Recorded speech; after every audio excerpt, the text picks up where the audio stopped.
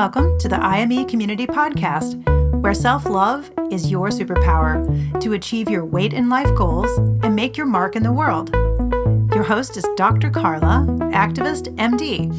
If you're a teen who's looking to revolutionize your health and can't wait to follow your dreams, welcome to the IME Community.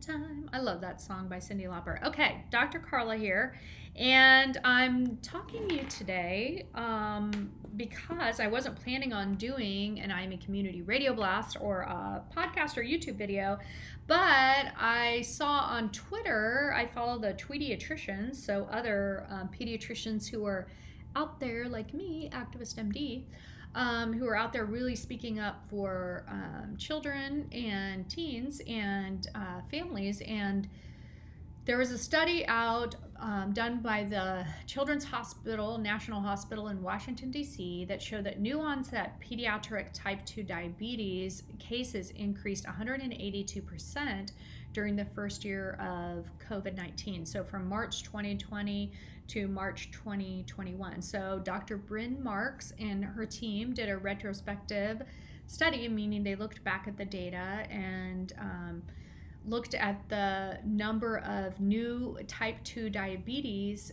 cases among children, so 21 and younger, during the first year of the pandemic. So like I said, from March 2020 to March 2021. And they saw that it increased from 50 to 141, and also that the patients were sicker at presentation in general. They may have presented with something called DKA, which is an actual emergency, or hyperosmolar DKA, and so that's very scary. And also they were seeing worsening health inequities and disparities, and which we see with the pre-pandemic with the childhood obesity epidemic, with diabetes and comorbidities. We see more of those in underserved populations, and we are seeing it with COVID in general, and now we're seeing it with diagnoses like type 2 diabetes. So, and then also obesity too. So it's time after time, pediatricians advocating, speaking up, and we are tired. We are tired of not having impact. So this study is so important because it calls out data, and it shows like this is super alarming. So the more of these studies, the more data that we can get out there and share it. So hopefully you'll read the study and you'll check it out and you'll share it with your doctor. And if you are a parent of a child or a teen and you have a family history, you have concerns, please get your child or teen into the pediatrician or the family doctor and get them checked out, so that we can get on top of it, okay? Because this is reversible. So type 2 diabetes, when I was in even med school and residency and then out, it was called adult onset diabetes, and then type 1 diabetes, which is insulin dependent diabetes, was called juvenile onset.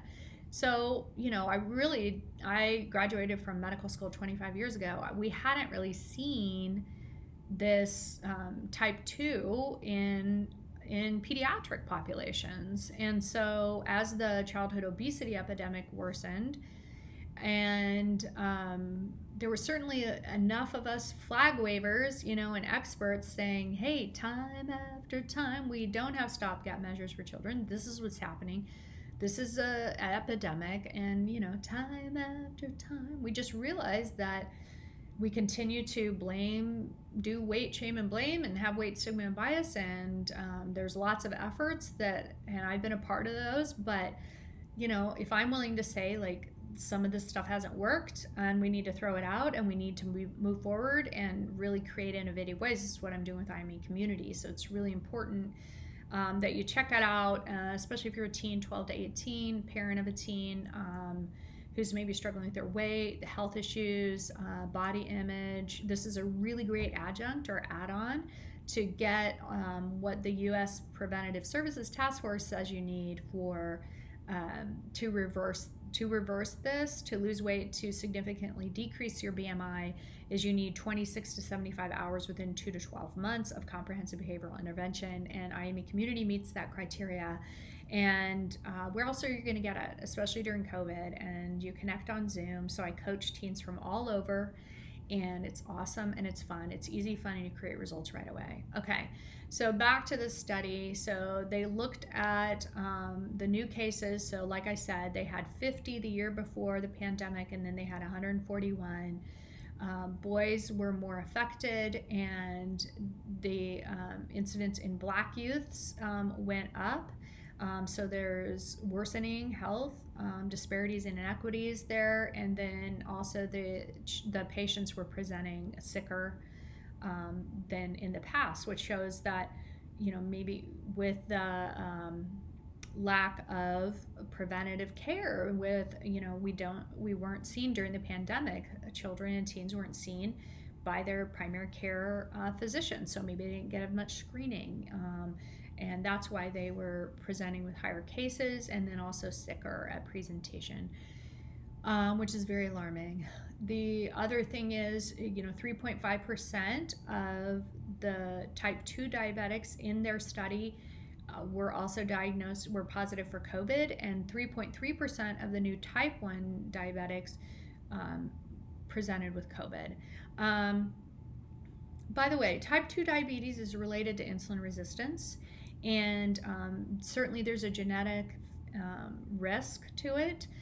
There's also, like I said before, marginalized populations, underserved populations, minority populations are affected at a much greater level with these comorbidities like type 2 diabetes.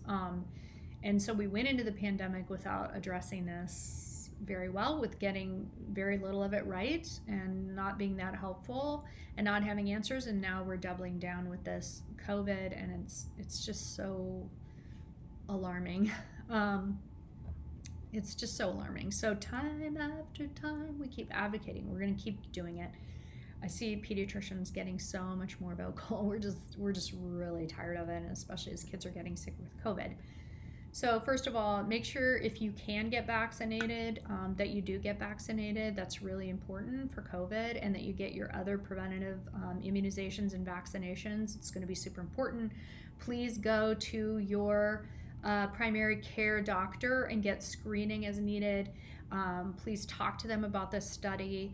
Make sure that you get in for well child checks. Make sure you get in for the follow-ups, okay? This is really important, okay? So what caused this?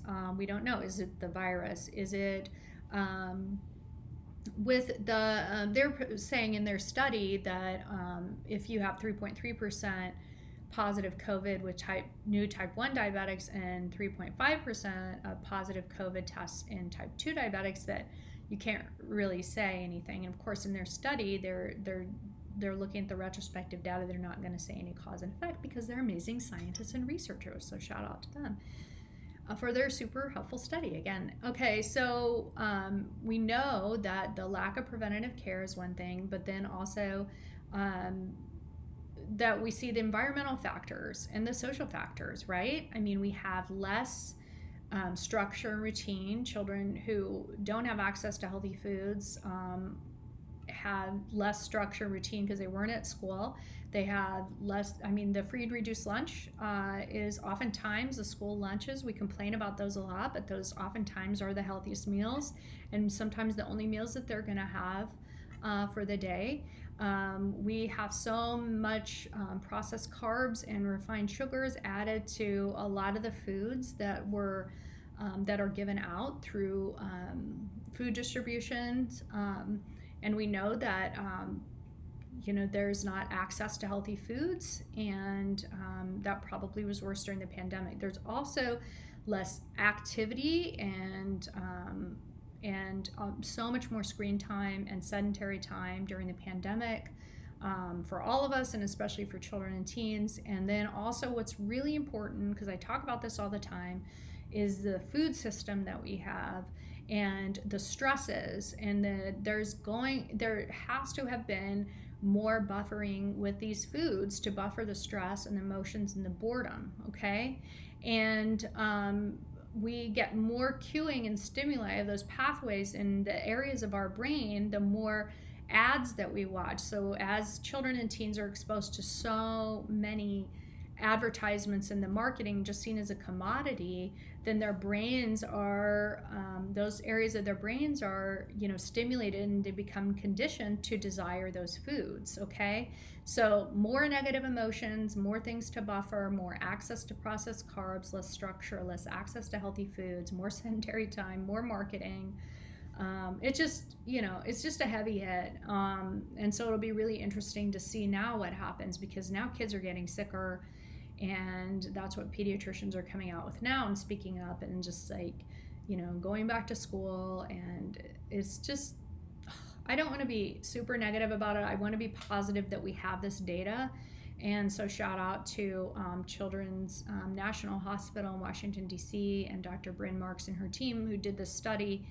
And hopefully other hospitals will look at this data too, their data, and share that to see if that's the case there too. And we'll learn more about it, and we will be able to really beat the drum and sound the alarm to time after time, keep pushing and advocating. And first start, now we know where our resources need to go. We need to address health inequities, and we have to start doing it. And children are not just little adults, and we have to do better. We have to address this, okay? And we have to have a metabolic health approach. We have to address insulin resistance, and we have to stop doing what we've been doing for years, which is recommending calorie restriction and low-fat diets and low-calorie diets. Diets don't work, especially in children and teens, and we have to do more to support them and their families, especially during COVID, with more than just bullet point recommendations. So I hope that you will check out IME Community and check out the Reverse Your Insulin Resistance Challenge. I'm so proud of it. We have over 35K followers on TikTok for IME Community. So I'm there every day doing videos and also doing TikTok lives and posting on Instagram. Check out the IME Community YouTube channel, and like and subscribe, and the IME Community podcast on Apple and Spotify, okay? So every time I hear a study, please send to me, Dr. Carla with a K, Dr. Carla Activist MD at imecommunity.com. Please send to me any studies, anything that you're hearing about, and I can do a YouTube video and podcast about those, because I one of the problems in healthcare is that it's not responsive enough. It's not flexible, and they don't change things up. It's just like there's like status quo machines, and they're focused on their profits. And so in my experience, at least, and typically, not listening to visionary pediatricians who want to be innovative and agile and flexible and change things up and figure out what works and have more fun with it, obviously. So the more of these studies that come out, the better. And feel free to send to me anything that you find, and we'll get it out, and I'll share it. And share with me, email me, Dr. Carla Activist MD at imecommunity.com if you have any questions about IME Community, if you're a parent of a teen or a teen. And I'm happy to help you out and answer any questions. And also, like, if there's anything that you've done that's like a win for your family during this pandemic, where you've like had some more positive family meal times, or reduced screen time, or added some structure in, or how's your family doing it? What are the wins? What are the challenges? And I can coach on these podcasts, but I can also, let's share the wins, and because that may help another family out, even if you think it's just something like super small. How did you cut back on processed carbs, refined sugars, increase your family meal time, promote a positive body image, get outside. How did you do that during the COVID pandemic? What are you doing to optimize, to own your health power, to improve your metabolic health, to reverse insulin resistance, to reverse prediabetes, to reverse type 2 diabetes? What are you doing? So we can all share in the wins, okay? All right, that's a lot. I'm on fire today about this. I am on fire. Let's go. All right, bye-bye. Thank you for tuning in to the IME Community Podcast, where self-love is your superpower. The content of this podcast represents the opinions of Dr. Carla Lester and is not intended as, and shall not be understood as, a substitute for professional medical advice, diagnosis, or treatment. The opinions shared reflect the host and guest and do not represent an organization or medical group. Always seek the advice of your physician or therapist if you have concerns about your health. And please, like and subscribe to the IME Community Podcast. Share IME with your friends and go to imecommunity.com to join the member community. Don't forget to follow IME on social.